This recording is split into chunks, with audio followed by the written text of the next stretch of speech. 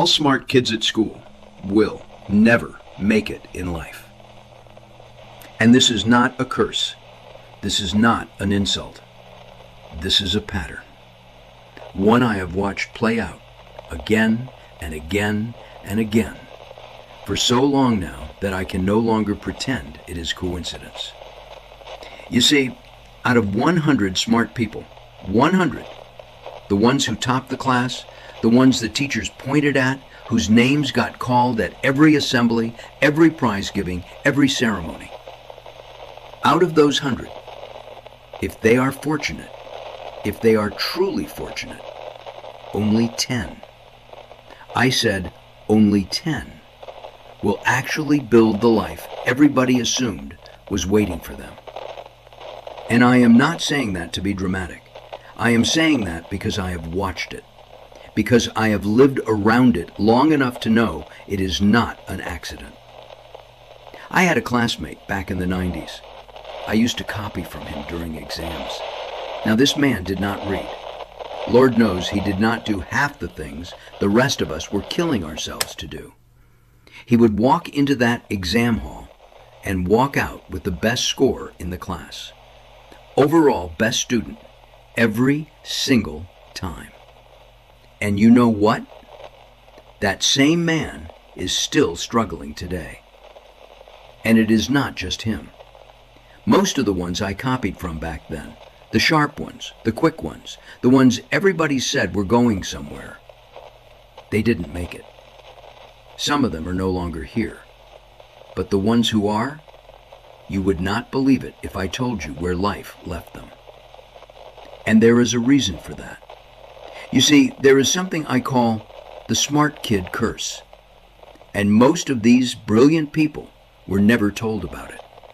No school or parent warned them, because the parents themselves didn't know it existed. And because nobody told them, because nobody sat them down and said, listen, your intelligence alone will not carry you where you think it will. They walked into adult life completely blind to it. And they kept ending up in the same story. Different faces, different circumstances, but the same ending. And I will tell you something. I predict, and I say this with everything in me, that this will keep happening. Generation after generation. Brilliant people, wasted, confused, sitting somewhere wondering why the gift everybody celebrated never paid off the way it was supposed to. And until someone tells them what this curse actually is, they will continue struggling. You were the smart kid, the one who aced tests without trying, the one everyone came to for answers. And somewhere deep down, you still know it, not as arrogance, not as ego, the same way you know your own name. It was confirmed so many times, by so many people, for so many years, that it stopped being an opinion and became a fact about who you are. And yet, something doesn't add up. Because if you're so capable, and you are, why does your life look like this? Why are you sitting here watching people you used to outperform zoom past you? People who aren't as sharp, who don't see patterns the way you do, who don't process the world with the same depth. They're moving, they're building, they're living lives with momentum. And you're watching, stuck in a loop of overthinking, overanalyzing, overpreparing, and under-executing. You thought intelligence was your superpower. You thought being naturally good at things meant you'd naturally succeed at life. But something went wrong, quietly, subtly, long before you were old enough to notice it. And in this video, I'm going to show you exactly what that was, the hidden psychological trap that was set in your childhood that's been sabotaging you ever since, and most importantly, how to finally break free from it. When you were young, your brain was doing something you had no awareness of. Somewhere between the ages of 5 and 8, a shift happens in every child's neurology. The brain develops what psychologists call trait thinking, the ability to take scattered experiences and build them into a stable concept of who you are. Before this window, a child's identity is fluid. They're the kid who likes dinosaurs, the kid who runs fast, Nothing sticks permanently. But once trait thinking activates, the brain starts constructing something permanent. It starts looking for patterns and locking them in. And this is the exact window, the exact neurological moment, when something was done to you that you never had a chance to resist. You got the answer right. And someone's face lit up. You finished the test before anyone else, and the teacher nodded at you differently than she nodded at the others. You read something above your level, and the adults around you exchanged a look, that look, the one that said, "This one is different." And your brain, which was actively searching for a permanent answer to the question, "Who am I?" Your brain took all of those moments and built a conclusion. I am the smart one. That is what makes me special. That is what makes me valuable. That is what makes me me. Every gold star reinforced it. Every parent-teacher conference where your intelligence was discussed like a prized possession reinforced it. Every time you were separated from the other kids, advanced reading group, gifted program, different homework, it carved the groove deeper, like a river cutting through rock, slowly, permanently. Until by the time you reached adolescence, being smart wasn't something you had anymore. It was something you were. Your identity and your intelligence had fused together so completely that you couldn't tell where one ended and the other began. And nobody saw this as a problem. Why would they? It looked like confidence. It looked like advantage. It looked like a head start on life. But here's what was actually happening beneath all that praise. And this is the part that changes everything once you hear it. Think carefully about what you were actually being praised for. Not effort, not persistence, not the willingness to struggle through something difficult and come out the other side. You were praised when you didn't need to try. You were celebrated when it came easily. The A you got without studying was more impressive than the C someone else sweated for. The answer you gave instantly was worth more than the answer someone else had to work toward. The message your brain absorbed, silently, invisibly, without anyone intending it, was this: if I'm smart, things should come easily to me, and if something is hard, that means I'm not smart enough for it. That belief, right there, that is the seed. It sounds small, it sounds almost harmless, but that single belief rewired how you relate to effort, how you interpret struggle, and how you experience failure for the rest of your life. Carol Dweck, a psychologist at Stanford, spent over 40 years studying exactly this.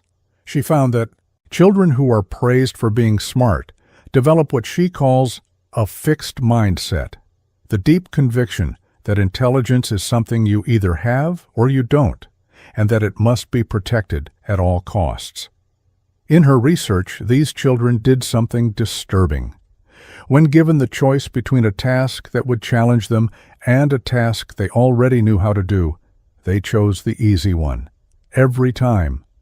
Not because they were lazy, because the hard task carried a risk they couldn't afford, the risk of proving they weren't as smart as everyone said. Dweck put it plainly. Children who coast through the early grades under the belief that effortless achievement is what makes them gifted eventually come to see challenges, mistakes, and the need to exert effort not as opportunities, but as threats. Threats to the only thing that gives them value. And you carried that belief out of childhood without knowing it was there. It rode with you into high school, into your 20s, into your career, into every relationship, into every decision you've ever made about what to try and what to avoid. It's been operating in the background this entire time, invisible, silent, and devastating. But the belief was only the seed. What grew from it, the patterns it created, the life it quietly built around you without your permission, that is where the real damage lives. The first time in your life something was genuinely difficult for you, and I mean genuinely difficult, not slightly challenging, but truly hard in a way that your intelligence alone couldn't solve. Something strange happened inside you, something that had never happened before. You felt afraid, not of the task, of what the task meant, because the logic was instant and automatic. If I'm supposed to be smart, and this is hard for me, then maybe I'm not as smart as everyone thinks. And if I'm not smart, then what am I? What do I have? What makes me valuable? That's not a thought you processed consciously. It happened beneath the surface, in the same place where your identity lives. And the response was immediate. You pulled back. You found a reason not to continue. You decided this particular thing wasn't that interesting anyway. You moved to something safer, something you already knew you could do well. And nobody noticed. Because it looked like a preference. It looked like a choice. It looked reasonable. But it wasn't a choice. It was protection. You were protecting the only identity you had. And from that moment, a pattern took root. You stopped raising your hand unless you were certain of the answer. You stopped entering competitions where the outcome wasn't guaranteed. You stopped picking up things you genuinely wanted to learn, music, a language, a sport, a craft. Because the early phase of being bad at something felt physically unbearable, not just uncomfortable, threatening, like something precious was at risk. You started choosing your battles based on one invisible criteria. Can I be good at this quickly enough that nobody sees me struggle? And if the answer was no, you walked away, quietly, politely, with a perfectly rational explanation that convinced everyone, including yourself. Pause for a second, because I know something just came to mind when I said that. There's something specific you walked away from, not vaguely, specifically. Something you wanted, something you were building or about to start, and you have a reason for why you stopped, a clean, logical, completely reasonable explanation. You've probably said it out loud more than once. I want to ask you something, and I want you to be honest. Was that reason real? Or was it the smartest story you ever told to protect yourself from finding out you might not be good enough? Drop your answer in the comments. Not the clean version, the real one. Now zoom out. Look at what happened over years of those small, reasonable, invisible decisions. Your life shrank. Not dramatically, not in a way anyone would point to and say something is wrong, but steadily, quietly. The range of things you were willing to try got narrower. The risks you were willing to take got smaller. The distance between what you dreamed about and what you actually attempted grew wider every year. And while you were standing still, carefully, strategically still, everyone around you was out there making mistakes, getting embarrassed, falling down, getting back up, looking foolish, trying again. And here's what they were building that you weren't. They were building the ability to lose. That sounds strange, but losing is a skill, the ability to absorb a loss, stay psychologically intact, extract what's useful, and keep moving. That capacity doesn't come pre-installed. It's developed through exposure, through practice, through getting punched in low-stakes environments and learning that you survive it. You engineered your entire life to avoid those environments. You chose games where your intelligence guaranteed victory. You performed in controlled conditions. You stayed where the outcome was certain, so you never built that muscle. And life, real adult life, is mostly a losing game. Most attempts fail. Most pitches get rejected. Most growth requires surviving conflict and discomfort, and looking like you don't know what you're doing for longer than feels acceptable. When you finally entered those arenas, and at some point, life forced you to, you weren't just facing difficulty. You were facing difficulty without the muscle to survive it. That's not a fair fight. It's like stepping into a ring having never trained and wondering why you can't take a punch. The kid who grew up getting knocked down, embarrassing themselves, trying again in the backyard with no audience, that kid developed something you never got. Durability. And durability, it turns out, is what life actually selects for. But it goes deeper than just durability, because the smart kid didn't just miss one thing. They missed an entire operating system that adult life runs on, and nobody told them the software had changed. Think about what actually gets rewarded in school. Quick answers, high scores, getting it right on the first try, being the one who understands fastest. That's the game, and you were excellent at it. You were built for it. The entire system was designed to measure exactly the kind of intelligence you had, and you performed. But then you graduated, and the game changed, completely, silently, without anyone handing you the new rules. Because adult life doesn't reward quick answers, it rewards persistence when there are no answers. It doesn't reward getting it right the first time. It rewards getting it wrong the 10th time and still showing up for the 11th.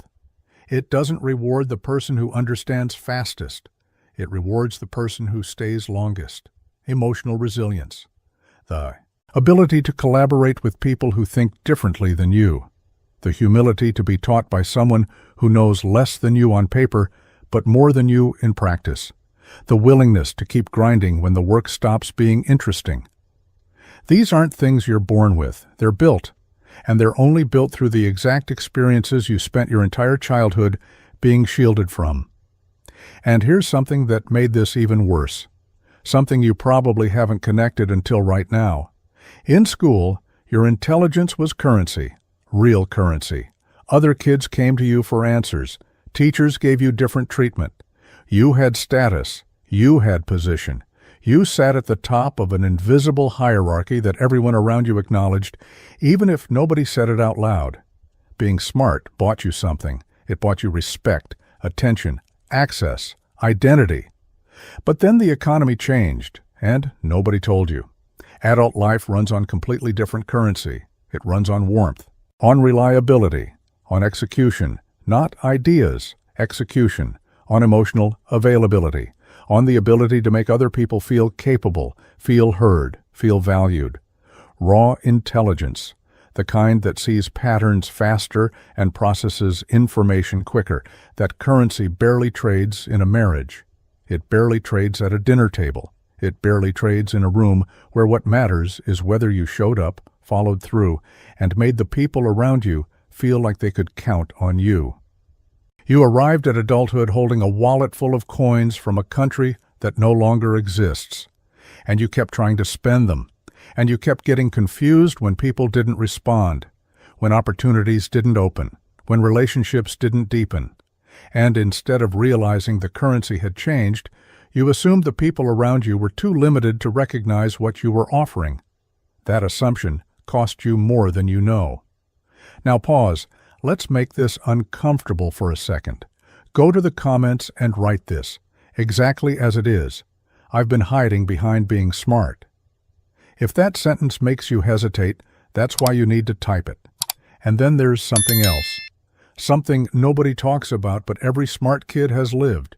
You never learned how to be bored. Your entire childhood, your brain was fed. Advanced classes, complex problems, enrichment programs. The moment something became too easy, you were moved to something more stimulating. Every time boredom appeared, it was treated like a problem to be solved, not a sensation to sit with. The message you absorbed without ever hearing it spoken. If something is boring, it's beneath you. If it doesn't stimulate you, it doesn't deserve your attention. But real life is full of boredom. Real careers have stretches of repetitive, unglamorous work that simply needs to be done. Real relationships have quiet seasons where nothing is exciting and everything is maintenance. Real growth, the kind that actually changes your life, requires sitting in discomfort that is not intellectually interesting. Just showing up, just grinding, just doing the thing again when you don't feel like doing the thing again. And when that stretch hits, and it always hits, you disappear. You lose interest. You pivot. You find something new that lights up your brain again. And the people around you call it inconsistency. They call it lack of follow-through. But from the inside, it doesn't feel like quitting. It feels like suffocation. Your entire nervous system was trained to need stimulation, and persistence through boredom feels physically wrong to you. The people who build real lives, lasting careers, deep relationships, things that compound over time, they are almost never the most talented people in the room. They are the ones who can survive the unglamorous middle, the long stretch where nothing is exciting and everything depends on whether you stay. You were never trained for that stretch, and it has cost you more than any lack of intelligence ever could. But all of this the avoidance, the missing skills, the devalued currency, the inability to sit in boredom, all of it leads to something darker. A layer of this trap so deep that the very thing you'd use to escape it is the thing keeping you locked inside. Your entire life, people have been telling you what you could become. You could be a doctor, you could run a company, you could do anything you set your mind to. You have so much potential. And you heard it so many times from so many people that something happened that you never caught. The promise started to feel like the thing itself. The idea of what you could become started to feel almost as real as actually becoming it. You could picture it. You could feel it. You could describe your future self with such clarity that it felt like you were almost there. Almost. That word has defined more of your life than you realize. Because here's the thing about living in potential. It's safe. As long as you're still planning, still preparing, still getting ready, still thinking it through, nobody can say you failed. You haven't fully committed yet. You haven't truly put yourself on the line. The identity stays intact. The image survives. You are still the person who could. Be honest with yourself right now. How many things have you been working on that never actually move forward? How many ideas live in your notes app, your journal, the back of your mind, brilliant, fully formed, untouched? How many times have you told someone, "I'm almost ready," when the truth is, you've been almost ready for years? You're not lazy. I need you to hear that. This is not laziness. This is terror dressed up as patience. Because the moment you take that potential and make it real, the moment you actually attempt the thing, it becomes something that can fail. And if your entire identity is built on being the person who could, you cannot afford to become the person who tried and didn't. So you stay in the planning stage. You refine the idea. You do more research. You wait for the right conditions. And the planning stage becomes permanent. It becomes the place where you live. Potential is the most comfortable prison ever built. No bars, no guards, no one forcing you to stay. You walk in, lock the door yourself, and call the cell a strategy. And then comes the cruelest layer of all. The part of this trap that makes it almost impossible to escape. You already know all of this. You're smart enough to see exactly what's happening. You've probably read about fixed mindsets. You understand avoidance. You can explain your own psychological patterns with more clarity than most therapists could. You've watched videos like this one before. You've had the realization before. You've felt that spark of, "This is it, this is what I need to change," before. And nothing changed. Because knowledge for you has become another form of performance. Understanding the trap feels like progress. Analyzing the cage feels like movement. Reading another book, having another deep conversation about growth and identity and potential. It feels like you're doing something, but you're not. You're using the one tool you've always been praised for, your ability to understand, as a substitute for the one thing you've never been trained to do. Act. Describing the cage does not open the door. And the person who is always rewarded for understanding has confused understanding with action their entire life. And when the gap between what you know and what you do becomes too painful to sit with, when you can no longer avoid the truth that you are not building anything, something else takes over. Something darker. Friedrich Nietzsche identified it over a century ago. He called it ressentiment. A psychological mechanism where the person who feels powerless doesn't confront their own limitations.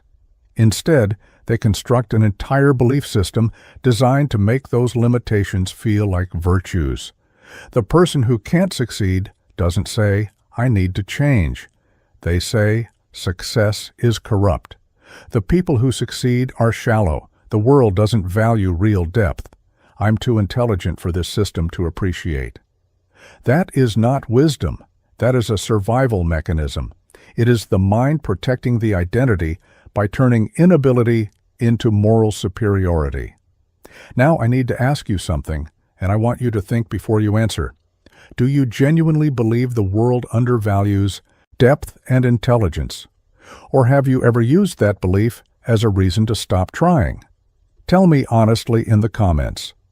Because the line between real insight and self-protection is thinner than most people want to admit. And it is the final wall of the prison. Because once you've convinced yourself that the game is beneath you, you will never play it. And you will never have to face the possibility that you might not win.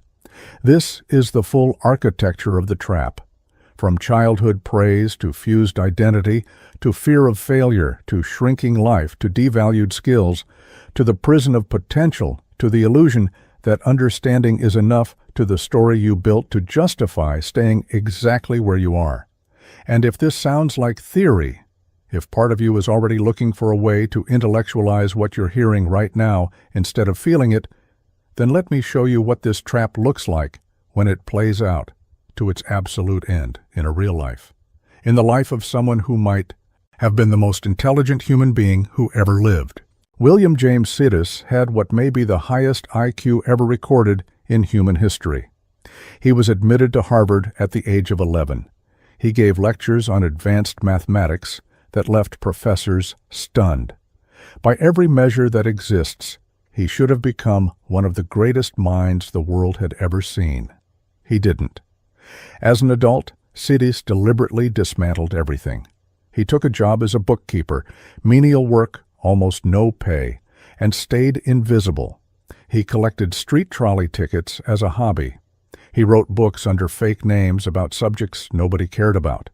And whenever an employer discovered who he really was, whenever someone recognized the genius behind the quiet clerk, he would quit, immediately, without explanation, and disappear. He spent the rest of his life running from the very thing that was supposed to define him. His intelligence had become a weight so crushing, an expectation so total, that the only way he could survive was to erase himself from it entirely. He died alone at 46, in a rented room, with nothing to show for what might have been the most powerful mind ever produced. Now, I'm not telling you this as a history lesson. I'm telling you this because the mechanism that destroyed William Sidis is the same mechanism operating inside many smart people right now. His was louder. His was more extreme. But the architecture is identical, the identity fused to intelligence, the terror of falling short of the label, the avoidance disguised as choice, the slow, deliberate retreat from everything that carries the risk of not being extraordinary. The only difference between his story and yours is degree, not kind.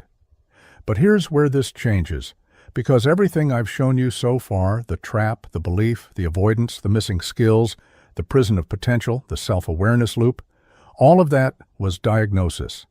And diagnosis, as you now know, is not enough. Understanding the cage is not the same as leaving it. So the question becomes, how do you actually get out? And I'll warn you now, the answer is not what your mind wants to hear. Because the way out requires the one thing the smart kid identity was specifically built to prevent. The way out is destruction, not self-destruction. Identity destruction, the deliberate, conscious dismantling of the smart kid identity that has been running your life since before you had the ability to choose it. And I need to be direct with you here. This is not something you can think your way through. You cannot read your way out of this. You cannot understand your way out of it. You've been trying that your entire life, and it has produced exactly nothing.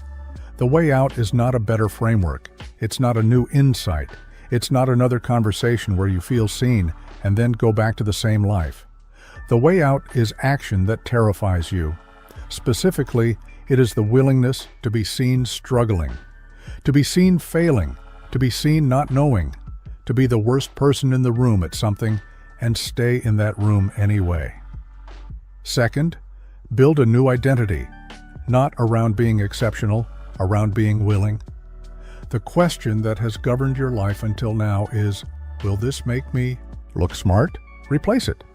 The new question is, will this help me move forward? It sounds simple. It will be the hardest shift you've ever made, because willing doesn't get you admiration. Willing doesn't get you recognized. Willing means showing up to the thing you're bad at again, with no guarantee that anyone will notice or care. But willing is what builds a life. Exceptional never did. Exceptional built a prison. Third, stop performing intelligence. In every conversation, in every room, drop the need to demonstrate that you see further, think deeper, understand faster. Instead, assume that every person you meet knows something you don't, because they do. Listen without formulating your response. Ask questions you genuinely don't know the answers to. Let yourself be taught by people who have less raw intelligence than you, but more lived experience. Be curious instead of impressive. And if that feels like a demotion, if something inside you recoils at the idea of not being the smartest presence in the room, that recoil is the identity. That's the cage tightening. Walk through it anyway. This is not soft advice. I'm not asking you to be kinder to yourself. I'm asking you to do the thing that every fiber of your psychology was trained to avoid. Be bad at something, in public, on purpose, and stay. That is where your life begins. Everything you just heard, the identity that was built without your consent, the belief that was buried inside it, the avoidance it created, the skills it stole from you, the prison it locked you in, and the intelligence it used to keep you there, all of that has been running in the background of your life for as long as you can remember. Now you see it. The question is what you do next. Because you already know what the old version of you would do. The old version would call this a powerful video, would feel something, would think about it for a day, maybe two, and then would go back to the exact same patterns, armed with slightly better language to describe why they're stuck. Don't be that version. Go to the comments right now and answer this one question honestly, not for me, for yourself. What is the one thing you've been avoiding because you're afraid of not being good at it? Name it. Write it down where you can't take it back. Because the moment you name it, it stops being a thought and starts being a decision. And if this video showed you something about yourself that you've carried for years but never had the words for, if it made visible something that has been operating in silence your entire life, then support it. Like the video. Subscribe to this channel, not because I'm asking, because what we do here is pull apart the things that quietly control people and put the mechanism on the table where you can finally see it. You were handed an identity before you could choose one. Now you can.